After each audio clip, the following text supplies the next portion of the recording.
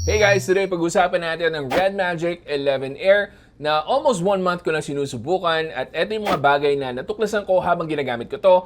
Pero bago ang lahat, eto muna yung quick unboxing. Can you say you miss me too? 'Cause I think I'm still in love with you. Just gotta say it, get it off of my chest. Even if it's something that I'll probably regret. I've fallen way too deep. Don't pay me please. 아무리 기다려봐도 울리지 않는 번호들. Oh no, am I sinking again? 취해버린 나 다 잊으려 해봐도 잘 안 돼.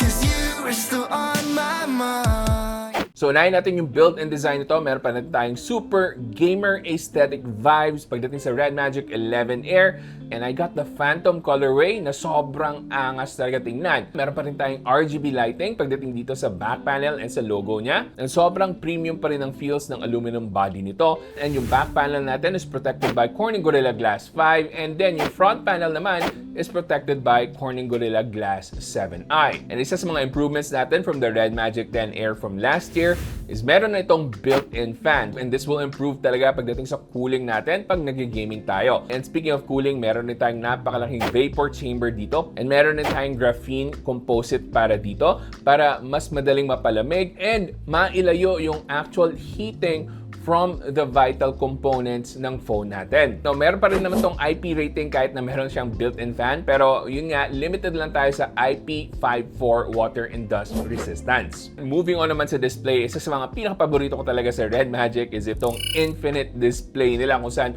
wala tayong punch hole makikita because it's all under display yung selfie camera niya. Maganda talaga para sa akin yung ganitong klaseng experience kasi edge-to-edge yung viewing angles natin. Walang nakaharang na butas or any kind of punch hole. Naka-OLED na rin yung display niya. That means black is truly black. Meron tayong infinite contrast and the colors are really vibrant. Idagdag pa natin, meron tong very high refresh rate at 144 Hz. It's true 144 Hz talaga. Makikita niyo dito sa UFO test natin na pumalo siya ng 144 FPS mismo. And isa pang magandang feature for gamers, meron tong 960 Hz touch sampling rate. Pero as usual, I need to mention this para sa mga gustong manood ng mga Netflix movies and shows. As of right now, naka-widevine level 3 pa lang sa Netflix. So hindi pa tayo makakapag full HD. Pero from experience, once ma-release na yung mga updates ito, usually, na-upgrade naman to widevine level 1 yung Netflix. It's just that kailangan ko i-report sa inyo kung ano yung nakita ko mismo habang tinetesto. Alam ko, excited na kayo sa performance discussion natin. But before that, pag-usapan muna natin yung battery. So this one has 7,000 mAh of battery capacity and 80 watts of fast charging. And nandito pa rin yung bypass charging feature, making this a really good gaming device para sa mga hardcore gamers. So kung gagamitin nyo lang to casually, manonood lang kayo ng mga videos on YouTube, you can expect around 7 to 8 hours of screen on time, depende kung gaano ka-bright yung display nyo. Now, isang claim ni Redmagic for the 11 Air is that this could last for about 484 hours of standby time. Now, unfortunately, wala akong enough time to check the 484 hours na claim na standby time.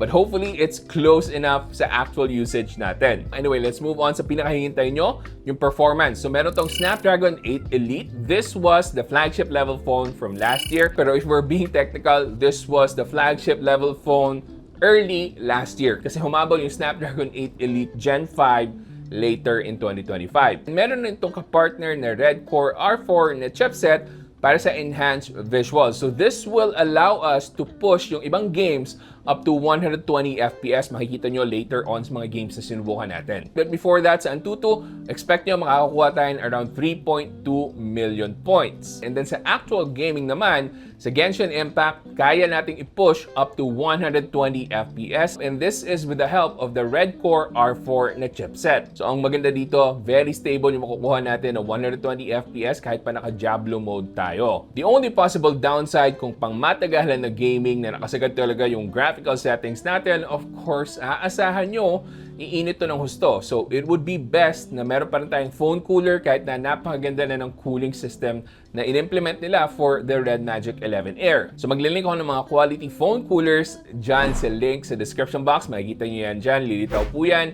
Click nyo lang po yan and dyan kayo makakabili. Moving on to Wuthering Waves, dito kaya pa rin i-push up to 120 FPS. Sobrang solid ng gameplay, pero dito ko na-experience yung pinakamainit talaga na gameplay kasi umaabot ng 45 degrees Celsius. But this is without a phone cooler, so you can definitely cool it down with the help of a phone cooler. Next up, sa Call of Duty Mobile, 120 FPS ang highest na frame rates na nakuha ko so far. Pero dito sa mga FPS games na tulad nito, mararamdaman nyo yung napakalaking advantage ng pagkakaroon ng shoulder triggers dito. Napakadali lang i-setup and napakasayang gamitin ng shoulder triggers pag FPS yung mga laro nyo. And it's the same thing as well para sa PUBG Mobile na kaya nating makakuha ng super smooth and ultra extreme 120 FPS all throughout, walang lag at all. Napaka-basic lang para dito sa Redmagic 11 Air. Sinubukan ko rin saglit to sa Where Winds Meet and sobrang solid rin ng experience ko. 60 FPS, smooth gameplay overall. So kung gusto nyo rin ma-experience yung laro na yan dito sa Redmagic 11 Air, approved para sa akin yung overall experience. So performance-wise, asahan nyo, hindi kayo mabibitin dito sa Redmagic 11 Air kahit na hindi ito yung Pro na naka-Snapdragon 8 Elite Gen 5. Most gamers will be super happy sa overall experience nyo dito pagdating sa performance. Pero bukod pa sa overall performance ito, meron pa tayong extra features from the game space mismo. So para sa mga games tulad na lang ng Mobile Legends and PUBG Mobile, meron tayong available na tactical coach feature na nag-o-offer sa atin ng mga strategies para sa nilalaro nating games. A video will likely face Argus in the express lane. Focus on poking with your first skill and using your second skill for shield and sustain. Don't let him get close, or you'll be made to world. Bukod pa dyan, meron tayong voice control para sa instant and quick commands natin habang naglalaro. And also, meron pa tayong Mora mouthpiece kung saan pwede natin gamitin yung voice ng AI assistant natin na si Mora. Na panghuli, while this is a gaming-centric device, meron pa rin naman ang camera na built-in dito sa Redmagic 11 Air.